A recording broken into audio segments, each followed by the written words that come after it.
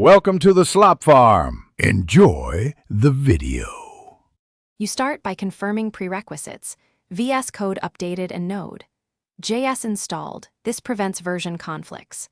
Once done, create a clean profile or enable settings sync so settings don't pollute your test. Next, pick 2 to 3 AI extensions to trial, 1 autocomplete, 1 assistant, 1 linter, so you can compare latency and accuracy.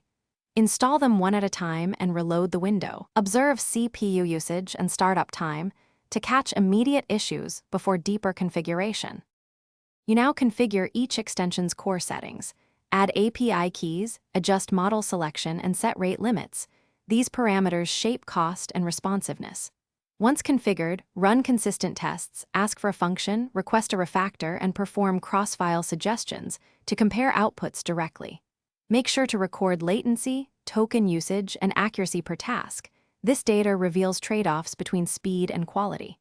If one tool monopolizes resources, disable background features temporarily to isolate causes and retest.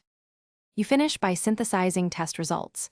Rank each AI tool for accuracy, latency, and cost, then assign preferred roles, completion, review, or testing. Once decided, lock settings into a profile and export settings.